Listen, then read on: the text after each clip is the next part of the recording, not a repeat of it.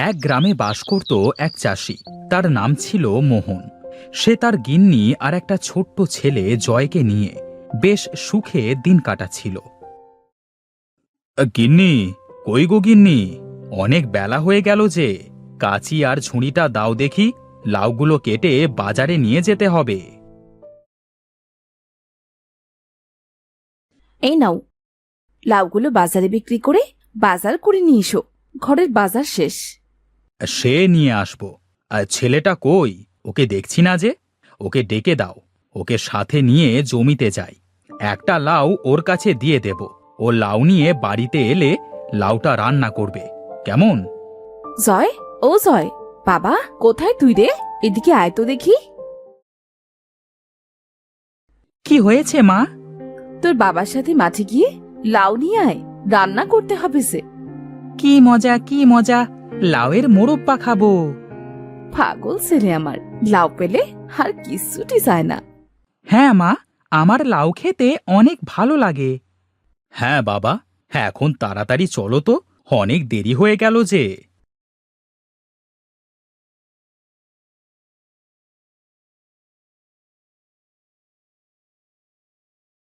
বাবা, দেখো কত লাউ। এইসব লাউ আমার। আমিও বড় হয়ে তোমার মতো লাউ চাষ করব। এইসব জমিতে লাউ ফলাবো, আর অনেক বড় বড় লাউ হবে। একটা মানুষ একা নিয়ে যেতে পারবে না, এত বড় লাউ হবে। পাগল ছেলে, লাউ আবার এত বড় হয় নাকি? হবে বাবা, হবে। তুমি দেখো, ঠিকই হবে। হ্যাঁ বাবা, তুমি যদি মন থেকে কোনো কিছু চাও, তবে বিধাতা ঠিকই তোমাকে সেটি দেবেন।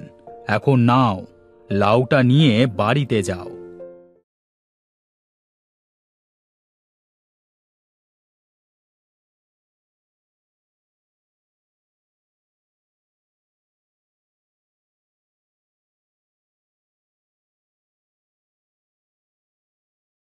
মা, মা, দেখো, লাউ নিয়ে এসেছি। আমাকে লাউ দিয়ে মোরব্বা বানিয়ে দাও। আচ্ছা বাবা, তুই যা, গিয়ে পুকুর থেকে গোসল করে আয়। আমি তোর জন্যে লাউ দিয়ে মোরব্বা বানিয়ে দিচ্ছি। জয় চলে যায় গোসল করতে।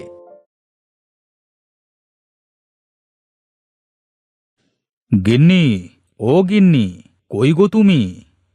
গিন্নি ঘর থেকে বেরিয়ে এসে দেখে মোহন ঝাঁকা মাথায় করে দাঁড়িয়ে আছে, আর ঝাঁকা ভর্তি বাজার। সে কি গো, এত বাজার কিসের জন্য করেছো? কথাই বলবে শুধু, নাকি বাজারটা নামাবে? হ্যাঁ হ্যাঁ, দাও দাও। তুমি হাত মুখ ধুয়ে বারান্দায় বসো। জয় এলে আমি তোমাদের একসাথে খেতে দিচ্ছি। একটু পরে জয় এলে গিন্নি ওদের খেতে দেয়। আহা, তোমার হাতের মোরব্বা খেলে পরানটা একদম জুড়িয়ে যায়। হ্যাঁ বুঝলে গিন্নি, ছেলেটা তো আর এমনিতে লাউ খেতে এত পছন্দ করে না। তোমার হাতের জাদু আছে বলতে হবে। হ্যাঁ বাবা, তোমার ক্ষেতের লাউয়ের জাদু আছে। এরপর খাওয়া শেষ করে মোহন মাঠে চলে যায়। মাঠে গিয়ে মোহন দেখে রাতুল মন খারাপ করে বসে আছে। কি গো রাতুল ভাই, তুমি মাথায় হাত দিয়ে বসে আছো কেন? শুনলাম কয়েকদিন পরে নাকি খুব বৃষ্টি হবে, আর বন্যা হওয়ার সম্ভাবনাও নাকি আছে। কি হবে এইসব নিয়ে অনেক চিন্তা হচ্ছে, বুঝলে মোহন ভায়া। সে কি হবে না হবে তা ভেবে আর লাভ নেই, বুঝলে। আমি যাই, একটু লাউ গাছগুলো দেখে আসি।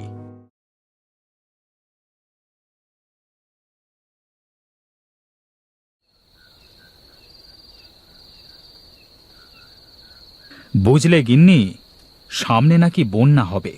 মাঠ ভর্তি ফসল। এখন যদি বন্যা হয়, তবে মানুষের বিপদের কোনো শেষ থাকবে না। কি আর করা যাবে বলো? আমিও পাশের বাড়ির তমাল আর তমালের বউকে বলতে শুনলাম কয়েকদিন পরে নাকি বন্যা হবে। এই সময় বন্যা হলে খাবো কি বলো? সে যা হবার হবে, তা তুমি চিন্তা করে শরীর খারাপ করো না তো। ঘুমিয়ে পড়ো, অনেক রাত হয়ে গেল যে।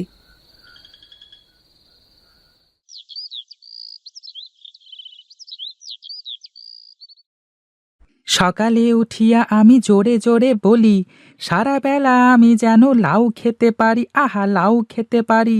সকালে উঠিয়া আমি জোরে জোরে বলি, সারা বেলা আমি যেন লাউ খেতে পারি, আহা লাউ খেতে পারি। কিরে লাউ খেকো, কোথায় যাচ্ছিস? রানা, তুই আমাকে লাউ খেকো কেন বলিস? আরে তুই সবসময় লাউ খাস, তাই তোকে লাউ খেকো বলি। তবে তুইও সবসময় ভাত খাস, তাহলে তুইও হবি ভাত খেকো।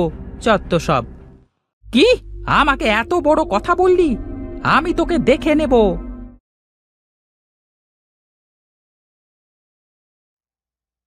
জয় যেতে যেতে দেখে নদীর ধারে একটা বাচ্চা মেয়ে বসে কাঁদছে। কে তুমি? তোমাকে এই গ্রামে এর আগে তো কখনো দেখিনি, আর তুমি এখানে এভাবে বসে কাঁদছো কেন? আরে, এই ছেলেটা আমায় কিভাবে দেখলো? মা বলেছিল যারা ভালো মনের মানুষ শুধু তারাই আমায় দেখতে পাবে। তাহলে এই ছেলেটা নিশ্চয়ই ভালো মনের মানুষ। ওকে আমার মনের কথা সব খুলে বলি, ও নিশ্চয়ই আমাকে সাহায্য করবে। এরপর মেয়েটি বলতে শুরু করে, আমার নাম মায়াপরি, আমি পরি লোকে থাকি। আমার মায়ের ভীষণ অসুখ জানো, কোনোভাবেই এই অসুখ সারছে না। পরিবৈদ্য বলেছেন আমার মায়ের অসুখ সারানোর একটা উপায় আছে, আর সেটা হলো পৃথিবী থেকে রাক্ষসী লাউ নিয়ে যেতে হবে। আমাদের তো অনেক লাউ আছে, কিন্তু রাক্ষসে লাউ কি? আগে তো কখনো এমন লাউয়ের নাম শুনিনি। পরিদের জাদুর মাধ্যমে এক ধরনের বড় আকৃতির লাউ বানানো যায়, যা কেবল পৃথিবীর মাটিতেই সম্ভব। তাই আমি পৃথিবীতে এসেছিলাম। তবে তুমি তোমার কাজ না করে এখানে বসে কাঁদছো কেন? আমার জাদুর লাঠিটা এই নদীর জলে পড়ে গেছে। লাঠি ছাড়া আমি জাদু করতে পারি না গো, আর আমি সাঁতারও জানি না। ও, এই ব্যাপার। তুমি একটু দাঁড়াও, আমি এক্ষুনি তোমার লাঠিটা এনে দিচ্ছি। এই বলে জয় নদীতে নেমে ডুব দিয়ে লাঠিটা এনে দেয়। লাঠি পেয়ে পরী মেয়েটি অনেক খুশি হয়। তারপরে মেয়েটি তার জাদু দিয়ে অনেকগুলো লাউ বীজ বানিয়ে জয়কে দিয়ে দেয়। তুমি এই বীজগুলো রাখো, বাড়িতে গিয়ে বীজগুলো মাটিতে পুঁতে দিও। কয়েকদিন পর দেখবে তোমার এই লাউ গাছে অনেক বড় বড় লাউ হবে। তোমার লাউ গাছে লাউ ধরলে আমি এসে নিয়ে যাব। আর হ্যাঁ, তোমার কোনো বিপদ হলে নদীর পাড়ে গিয়ে আমায় ডাকবে, কেমন? আমি তখনই তোমার কাছে চলে আসব। ঠিক আছে মায়াপরি, আমি এখন চলি।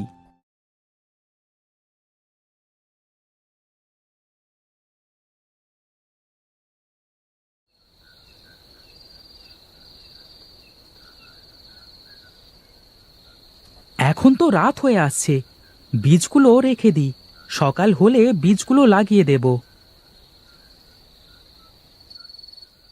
সেদিন রাত থেকে মুষলধারে বৃষ্টি শুরু হয়। গিন্নি, যেভাবে বৃষ্টি শুরু হলো তাতে মনে হয় মাঠ ঘাট সব কিছু ডুবে যাবে। তাই তো দেখছি গো, চিন্তা করো না, বিধাতা ঠিকই একটা পথ বার করে দেবেন। অনেক রাত হয়ে গেল, এবার ঘরে চলো তো।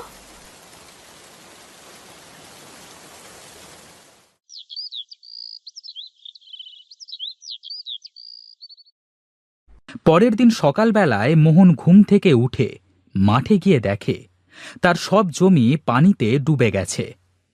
হায় রে, কি সর্বনাশ হয়ে গেল আমার!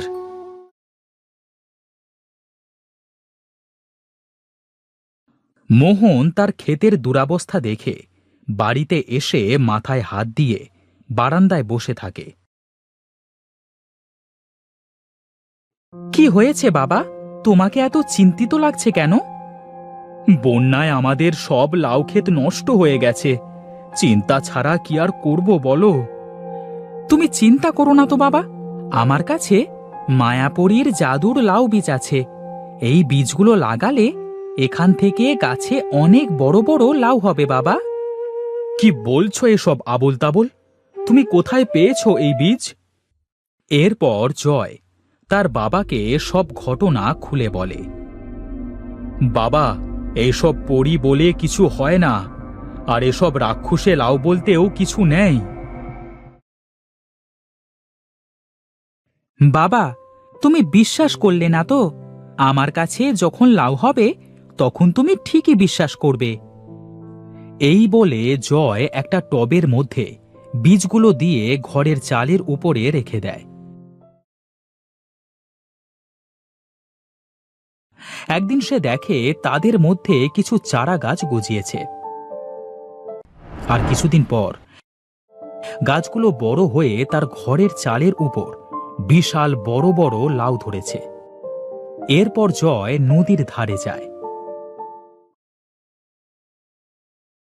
মায়াপুরী, মায়াপুরী, কোথায় তুমি?